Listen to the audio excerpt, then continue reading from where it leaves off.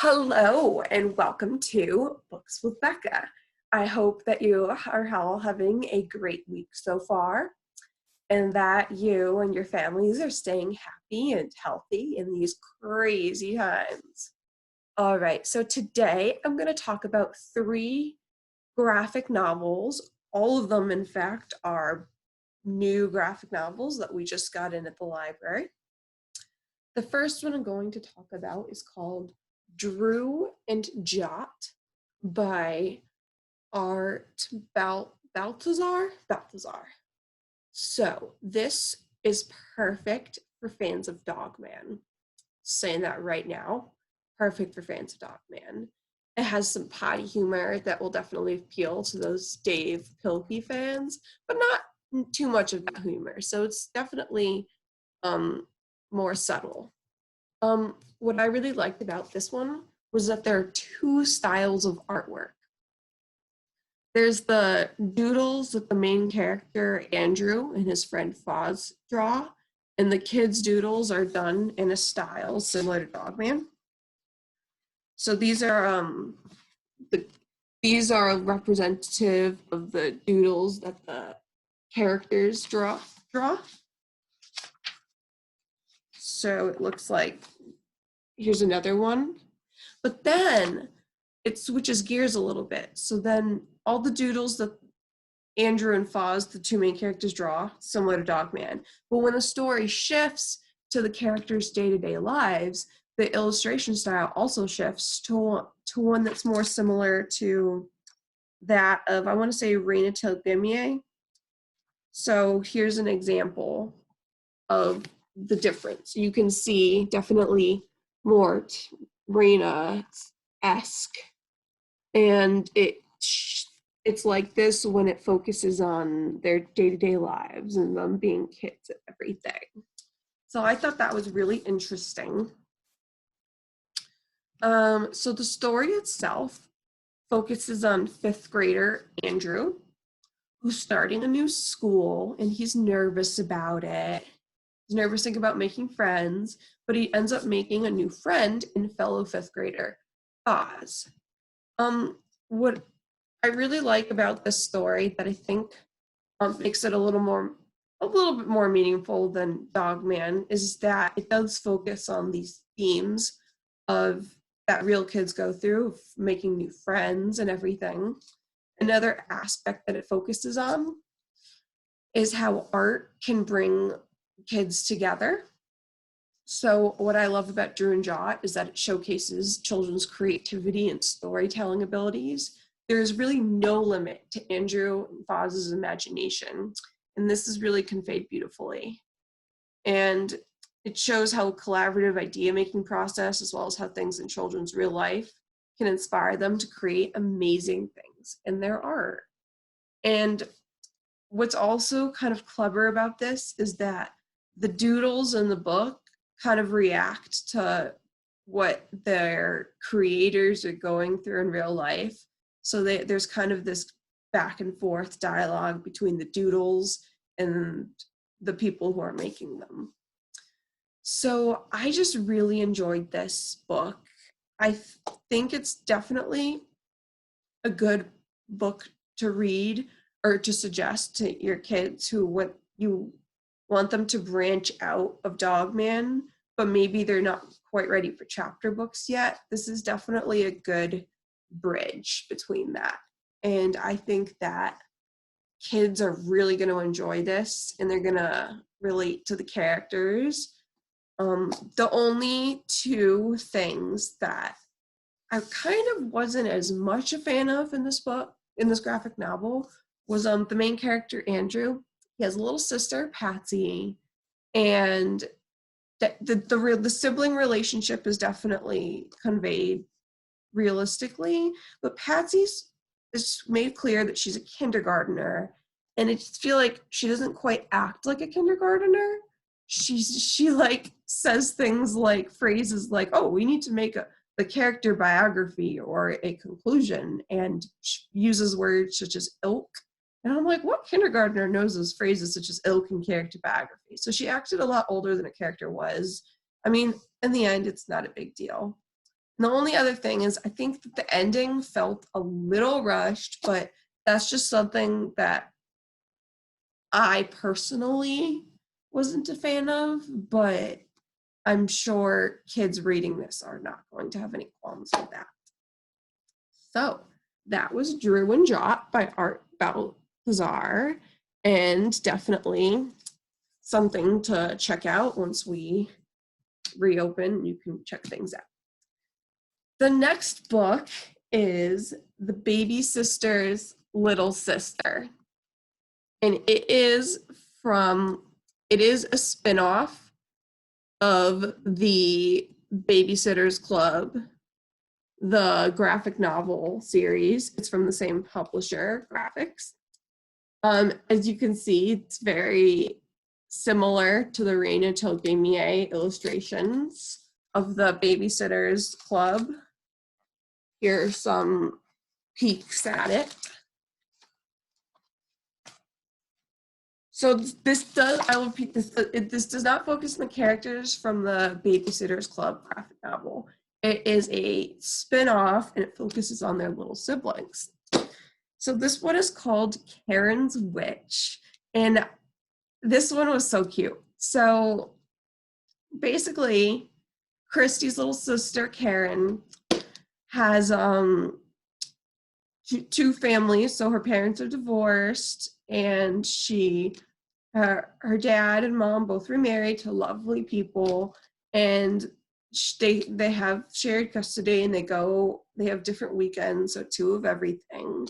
So whenever Karen goes to her dad's house, she has this nasty habit of spying on her neighbors. And so there's this old lady who lives next door to her dad, and Karen is convinced that she is a witch. She is determined to out this poor innocent old lady as a witch. And so she tends to let her imagination carry her away, and it gets her into a little bit of trouble. I do want to say that Karen, even though she's a little bit of a troublemaker, she's very lovable. Like she wants to protect her family and her neighborhood from this witch. So she does have this good intentions at heart, and that definitely comes through. But she just lets her imagination get the better of her, and she drags her friend Hanny in with her.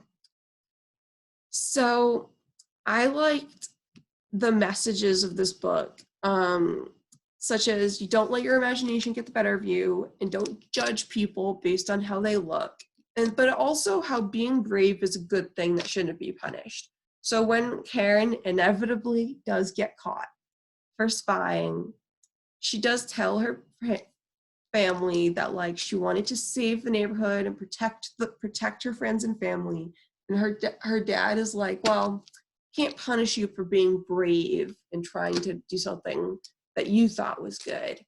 But she does need to apologize to the neighbor for well, I don't want to spoil it.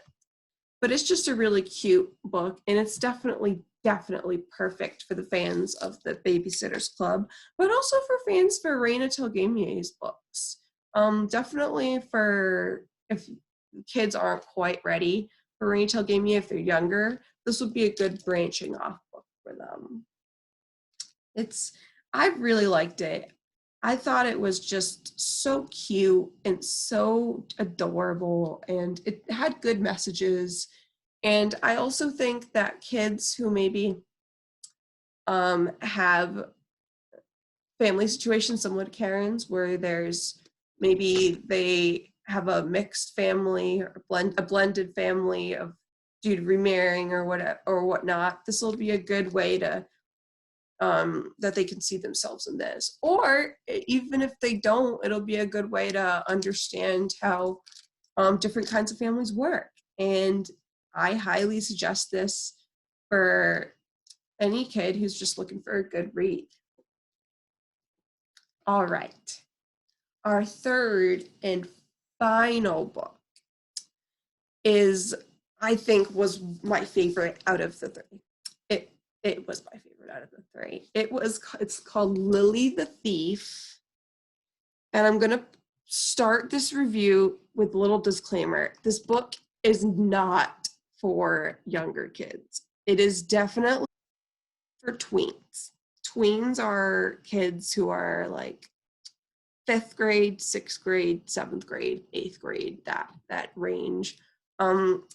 The reason is that it is better for older readers is due to some of the subjects discussed: fantasy violence, death, skeletons, zombies, blood, murder, thievery. Also, in a few scenes, characters say damn and crap, and it's more geared towards older children. It is such a fun adventure fantasy world building read. And I think fans of Five Worlds and Amulet, who like the world building of Five Worlds, but also they like the darkness of Amulet, they're gonna love Lily. So Lily the Thief is there's this girl named, of course, Lily, and she lives in this fantasy kingdom that's ruled by like earls, and there's different nobility, and she works for this guild of thieves. This guild of thieves is hired out by like people to steal stuff for them, of course. But what the thing is that the guild does not like Lily. They don't like her. They don't want her there. The only reason she is there is that this older, wise kind of thief named Seamus brought her up and trained her. She's an orphan, so she doesn't have a family.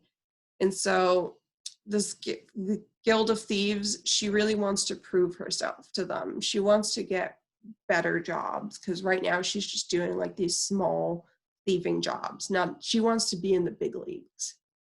So she ends up stealing a job because she realizes that the guild is never going to take her seriously. She's a girl, and that she's small, and they don't think she's going to be a good thief. And so she ends up deciding, I am going to prove myself. So she steals this big job, and the job she ends up stealing is this, literally, it could change the world. So I'm not going to give away too much, but she ends up setting off a chain of events that could have a huge impact to the kingdom. But what's really funny about Lily is that for a thief, she is not the stealthiest of thieves.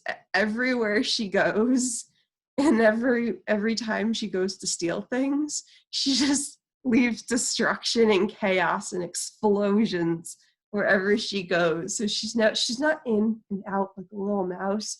She's in and out, and then boom.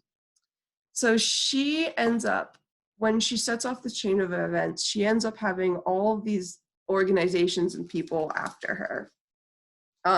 So here are some of the artwork. This is Lily. Here's a perfect example. She's just knocking stuff over. She's not stealthy. She's really funny though, but she's also really endearing. She just wants to prove herself, and she wants to be a part of something. And I think that is just something that tweens who want to be, taken seriously are going to kind of get. This is definitely, I would say that Lily's character is best likened to Arya Stark for the younger generation. And once you read this, you will see what I mean. So again, this is perfect for older tween readers looking for a new graphic novel to read that's full of adventure and world building. Again, the illustrations are beautiful. They're so good. I love the color palette and the sense of movement that he uses, and I definitely recommend this one. All right, this was Books with Becca, and I hope you enjoyed it. Have a great rest of your day.